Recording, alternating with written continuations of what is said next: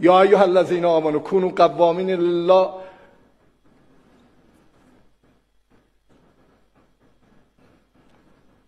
حالا یادم بیاد الان میگم.